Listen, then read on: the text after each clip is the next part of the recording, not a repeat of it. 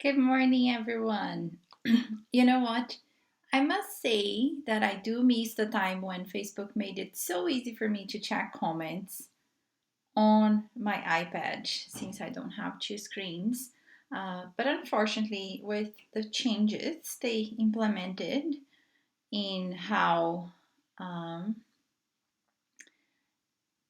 how things are presented, it is not as easy as it used to be. So I apologize that every day I keep looking here and trying to find where am I? How am I going to see the comments and so on and so forth. Unfortunately, I am not going to keep looking there because there's no point. Um, Good morning. Happy Qualitative Wednesday. It is earlier for all of us. I usually am here at 10, and today it's a 9 a.m. Quali Q Qualitative Wednesday. We keep calling the same thing a few things, as many things in qualitative research, right? Um, I will say that I'm super excited for the day.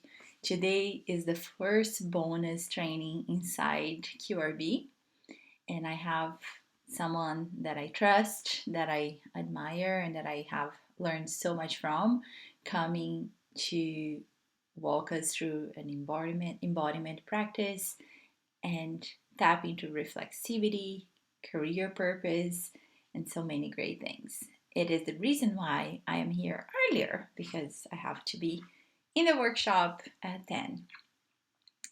So, yesterday's blog post was called Interpretation Boundaries. And in that blog post, I did tell a story that happened recently. And I was actually describing a situation that came up as one of the students that I am working with and myself were going through a transcript and analyzing data together. And we had a section of the transcript with a comment from our participant. And we didn't really explore that comment in deep, or didn't go into details and asked for clarification, or didn't probe for how things made her feel in the situation that she was sharing with us. And then when we were going through the transcript, we realized well, there seems to be more here. This doesn't seem to be I'm gonna wrap the interview with this casual story about someone I know and her family member. And we realized that it was probably much more in terms of giving us an example of feeling prejudiced and feeling that the person had some sort of bias to the decisions that the participant had made in the past. And I cannot go into too many details. So I apologize in advance if the example seems vague, but the thesis is not defended yet, the paper is not published. So when things become more out there, I am definitely okay with sending you in that direction and showing you what I'm talking about. Um, and we had that, and we discussed as a team, and I said, I feel like we can't, we need to maybe make a comment in the discussion. This is an area that we might need to pay attention to and probe when we get to further interviews, to the next interviews. We still had many interviews to conduct. And what I told the student was, this is something that if we had a chance, we should probably clarify and see if we are understanding what we think we are understanding. However, with what is in the transcript, I will hesitate and I don't want us to jump to that conclusion and to put it in as a category in the results, or as a code, even as a mini unit we could put it, but we wouldn't really jump to categorizing and eventually perhaps if you're using thematic analysis, theming that necessarily with what we thought was the interpretation around that text. And So I described this example to the group of students, and one of them unmuted themselves and asked the question, like, why wouldn't you do that? Like, wouldn't that be important and enrich your results? And isn't that part of what makes thick description thick, like your interpretation as a researcher?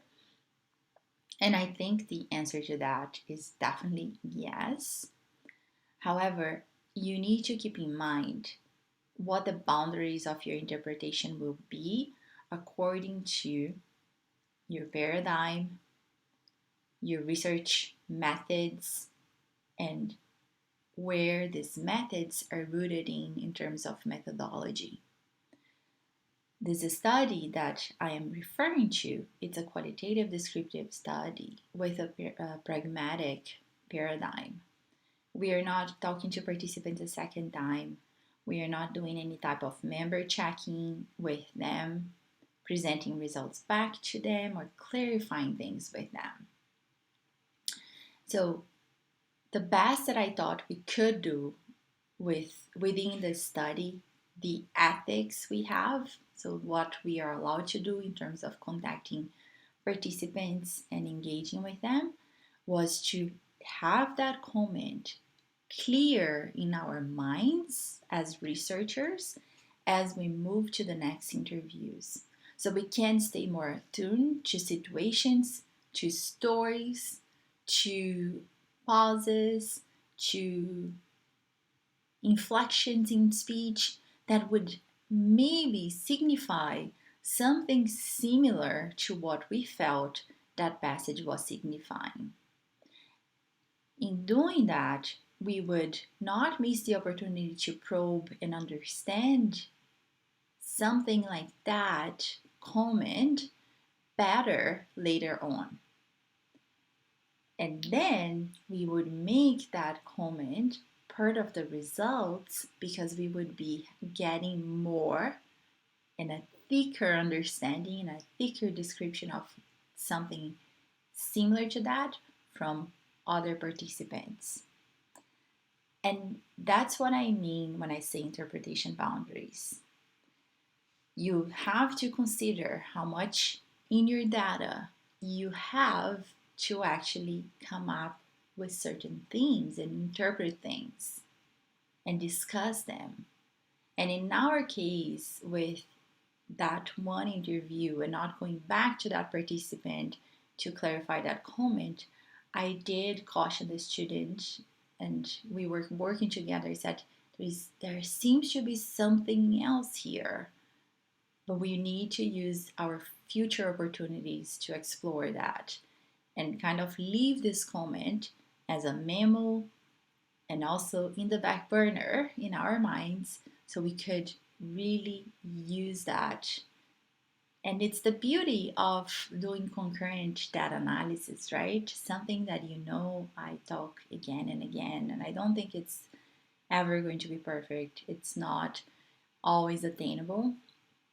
But I think that's the beauty of concurrent data analysis, especially in studies like the one that we are conducting, that it's not grounded theory, it's not phenomenology, it's not rooted in principles of CBPR, and participants are community-based research or patient-engaged research.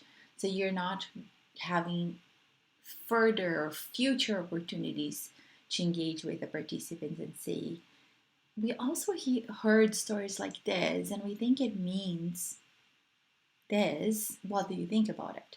So if you are in that boat that you were conducting this one time, like this cross-sectional interviews, not going back to your participants, that's when I say that conducting concurrent data analysis is even more valuable and important to you.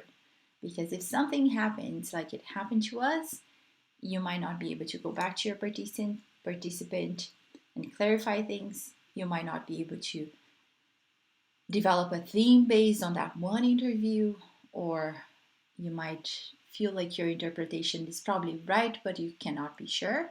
But you can later on with other participants, be more attuned to comments like that that maybe will signify something else, and you can then explore them and be more prepared, enabled to build that thick description around a certain area or a certain topic around or subtopic of your topic or phenomenon of interest.